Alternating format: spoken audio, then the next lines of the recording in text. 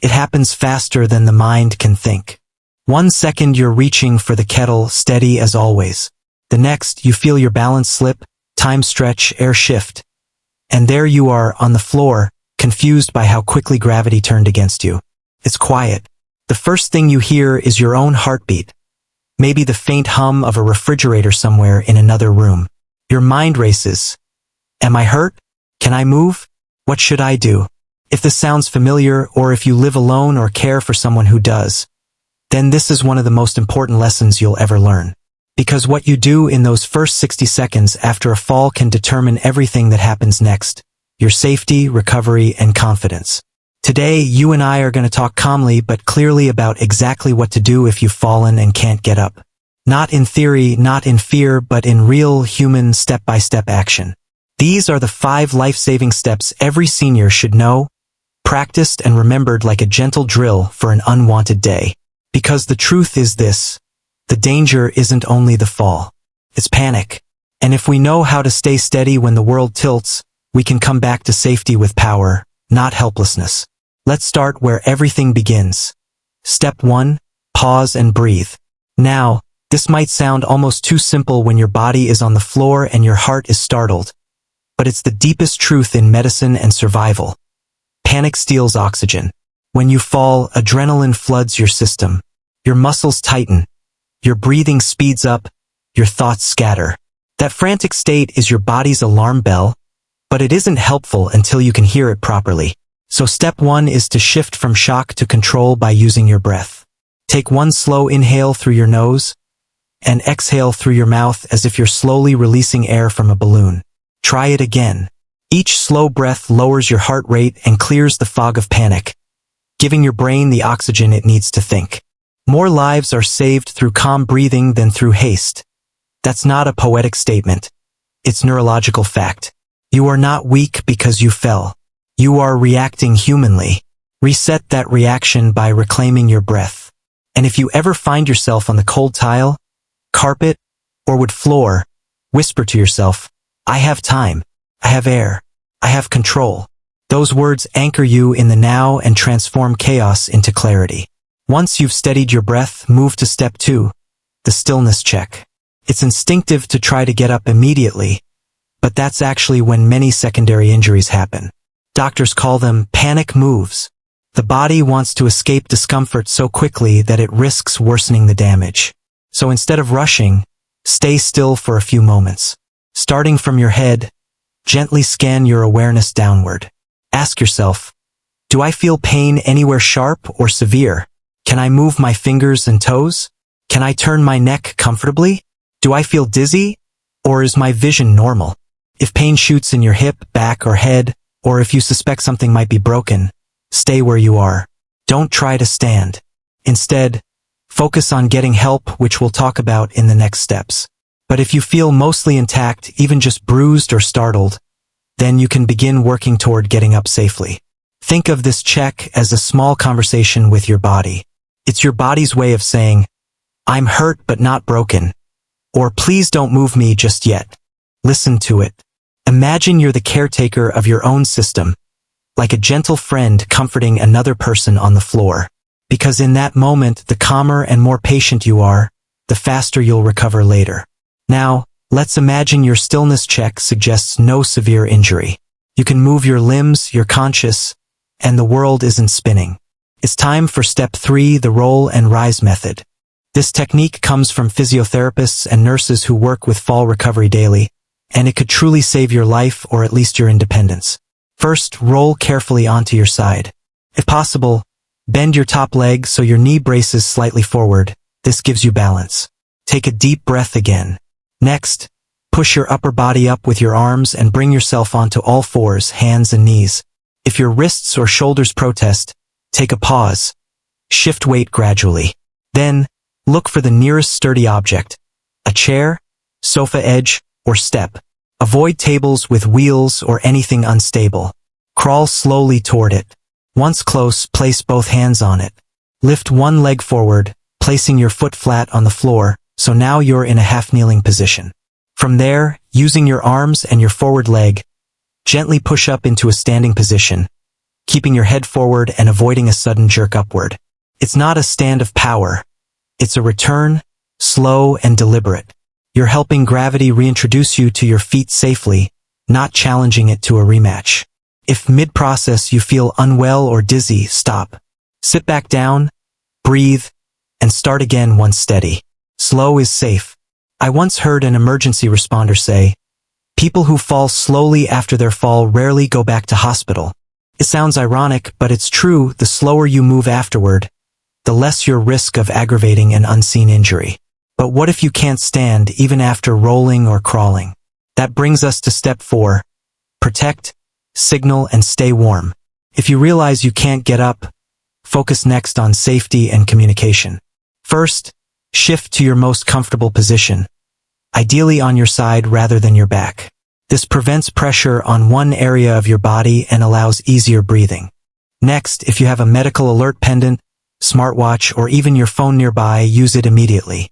Speak calmly to emergency services and describe your condition, exact location, and whether you feel pain or dizziness.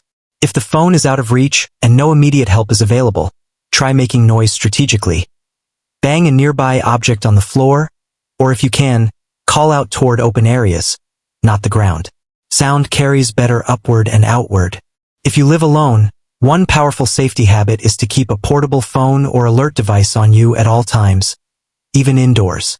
Falls rarely happen where we plan, so proximity matters. If you must wait for help, conserve energy. Cover yourself with a nearby towel, sweater, or curtain if you feel cold. Cold floors drain body heat rapidly, and warmth prevents shock. Focus again on breathing. Counting can help. Inhale to 4, exhale to 6.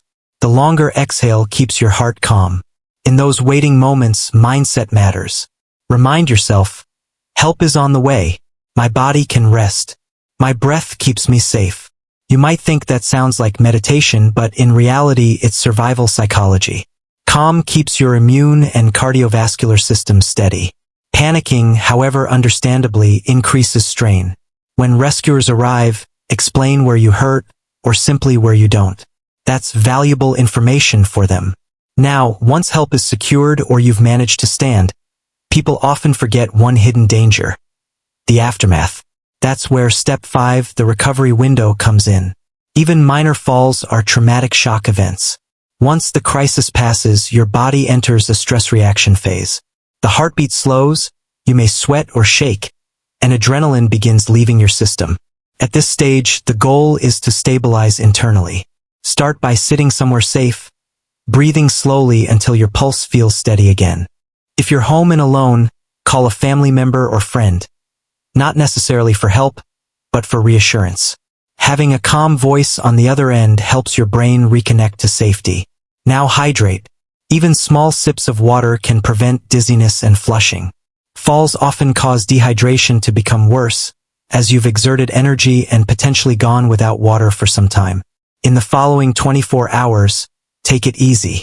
Avoid rushing back to chores or walks until you've allowed swelling, bruising, or dizziness to reveal themselves. Sometimes injuries disguise themselves behind adrenaline. This recovery window is also emotional. Don't berate yourself. Falling doesn't mean failing. It means you live in a human body, one that's aging, adjusting, and still doing its best to protect you. Gentleness with yourself is part of healing. Now that we've covered the immediate actions: breathe, stillness check, roll and rise, protect and signal, recovery window, let's touch on something beautiful: how to rebuild confidence afterward. Because fear is often the worst scar. Many people who fall develop what geriatric therapists call post-fall syndrome. It's not physical, it's psychological. They start walking slower, avoiding steps, hesitating before rising from chairs. Those cautious habits, while understandable, ironically increase the risk of falling again because the muscles weaken through disuse. So, how do you reclaim that lost confidence? Start small. Practice micro-movements. Sit in a sturdy chair and rehearse standing up and sitting down slowly a few times each day. This retrains your balance reflex without risk. Try walking heel to toe along a hallway, in socks or comfortable shoes, focusing your eyes on a distant point. That strengthens your stability reflex. You can even use an exercise as gentle as pressing your toes and heels alternatively into the ground while seated. That improves circulation and reminds your legs that they're still your best allies. And here's a mental trick that neurology experts refer to as anchoring. Before you stand or move after sitting, take a single breath and affirm, "My body supports me. My balance is training, not testing." This trains your confidence pathway every bit as much as your muscles. In time, that voice turns fear into focus, and movement becomes yours again. But let's pause and look at this from a more human angle. Behind the science and emergency steps, there's life, real people with stories. I once heard about a man in Dublin, aged 82, who fell in his kitchen reaching for a spice jar. He was alone but calm. He followed these very steps instinctively. Breathed, checked for injury, rolled, used the cupboard to kneel, and called his daughter once standing. When she rushed over, panicked, she found him sitting at the table sipping water, joking that the oregano tried to attack him. He was fine, not because he was lucky, but because he was trained by experience and calm. And maybe that's what we're really talking about here, not just fall prevention but fall intelligence. The wisdom to meet surprise with composure, to turn potential fear into organized recovery. That mind-body confidence is something every senior deserves. So let's recap the essence of what we've learned in this long but deeply important talk. If you fall, breathe. Reclaim oxygen and calm. Check. Listen to your body for pain or confusion before moving. Roll and rise. Move deliberately, side roll, crawl, brace, and stand using support. Protect and signal. If you can't stand, make your position safe, call for help, stay warm, and conserve energy. Recover. Hydrate, rest, and later rebuild confidence with gentle movements and self-compassion. These 5 steps transform what could be panic into a path, and that path leads back to autonomy. And because we're wise, well, I'll end where all wisdom belongs, with perspective. Falls are a fact of aging, not a sentence of decline. Your body is changeable, yes, but it's also trainable. Balance isn't luck. It's a skill. Strength isn't youth. It's practice. And calm? Calm is power. So the next time someone younger tells you, "Be careful, you're old," smile and answer, "I'm careful because I know what to do."